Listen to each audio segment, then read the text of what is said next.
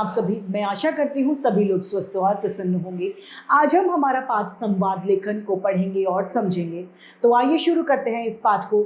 ये है पाठ 19, संवाद लेखन। मनुष्य अपने विचारों का आदान प्रदान बातचीत के जरिए करता है। वार्तालाप करते समय हम संवादों का प्रयोग करते हैं। साहित्य रचना में इसे संवाद लेखन का महत्वपूर्ण योगदान है। नाटक या एकांकी लेखन में संवाद की अहम भूमिका होती है। संवाद लेखन साहित्य के विद्यार्थियों के लिए एक महत्वपूर्ण कला है। आइए इन्हें पढ़ते हैं।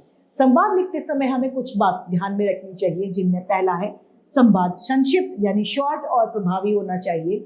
संवाद स्वाभाविक होना चाहिए और उनके पात्र अनुकूल शब्दों के प्रयोग में होने चाहिए। संवाद रोचक और चुस्त होना चाहिए। संवाद की भाषा सरल होनी चाहिए। संवाद परस्पर संबंध में होने चाहिए। संवाद के आखिर में समस्या का हल होना चाहिए। संवाद के कुछ उदाहरण यहाँ दिए गए हैं, आइए इन्हें पढ़ते हैं। पहला, छात्र और शिक्षक के बीच में परीक्षा की तैयारी का संवाद है ये, आइए पढ़ें। छात्र कहता है, नमस्ते सर, मेरी परीक्षा नजदीक आ रही है और मुझे बहुत चिंता हो रही है। मैं अच्छे अंक कैसे प्राप्त कर सकता हूँ?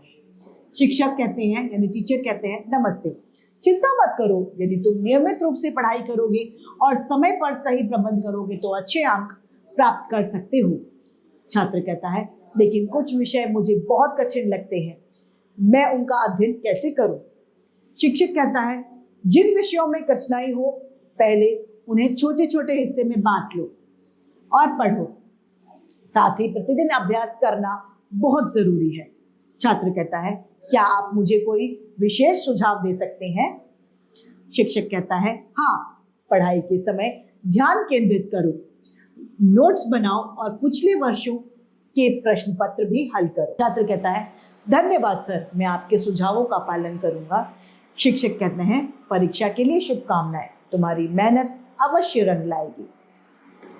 दूसरा संवाद दिया गया है मेक इन इंडिया विषय पर छात्रों और अध्यापक के बीच में संवाद। कहती है, गुरुजी, यह मेक इन इंडिया कार्यक्रम क्या है? अध्यापक कहता है, बेटी, यह कार्यक्रम सरकार द्वारा 2014 को प्रारंभ किया गया। इसका उद्देश्य यह है कि देशी और विदेशी कंपनियां भारत में ही वस्तुओं का निर्माण करें। अध्यापक कहते हैं, इससे लोगों को रोजगार मिलने के साथ साथ देश का विकास भी होगा। प्रिया कहती है, गुरुजी, मेड इन इंडिया में मेक इन इंडिया में क्या अंतर है? अध्यापक कहते हैं, बेटी, मेड इन इंडिया का मतलब है भारत में बना हुआ, जबकि मेक इन इंडिया का मतलब है भारत में बनाए, अतः दोनों में बहुत अंतर। प्रिया, इतनी महत्वपूर्ण जानकारी देने के लिए धन्यवाद गुरुजी। अध्यापक कहते हैं, खुश रहो, इसी तरह अपनी जानकारी को बढ़ाते रहो। तीसरा है पुस्तकालय में पुस्तक लेने के लिए छात्र और पुस्तकालय अध्यक्ष में संवाद।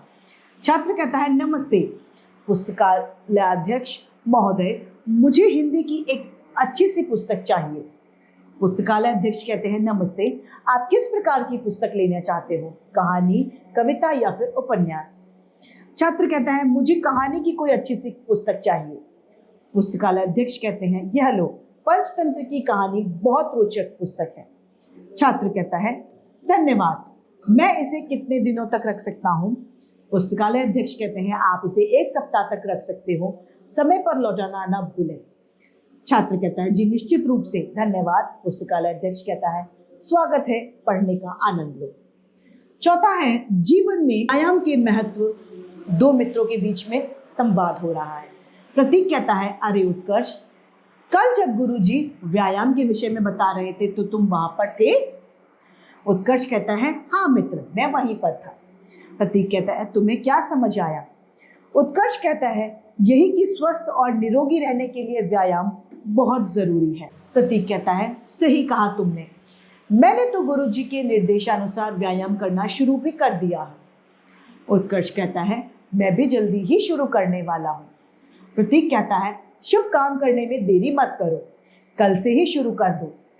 उत्कर्ष कहता है, ठीक कहते हो प्रतीक, मैं कल से ही शुरू कर देता हूँ। प्रतीक कहता है शुरुआत में अधिक कसरत मत करना, नहीं तो शरीर में दर्द हो सकता है। उत्कर्ष कहता है नहीं, जैसे गुरुजी ने बताया है वैसा ही करूंगा, शुरू में कम बाद में ज्यादा कसरत करूंगा। प्रतीक कहता है हाँ हाँ यही सही है। पाठ समाप्त होता है। आइए संक्षेप में दोहराएं। मनुष्य अपने विचारों का आदान प्रदान बातचीत या वार्तालाप के माध्यम से कर सकता है या करता है। नाटक या एकांकी लेखन में संवाद की बहुत महत्वपूर्ण भूमिका होती है। संवाद संक्षिप्त और प्रभावशाली होना चाहिए। तो इसी के साथ ये पाठ समाप्त होता है और उम्मीद करती हूँ सभी को ये समझ में आया होगा। आज के लिए इतना ही, फिर मिलते हैं। धन्यवाद।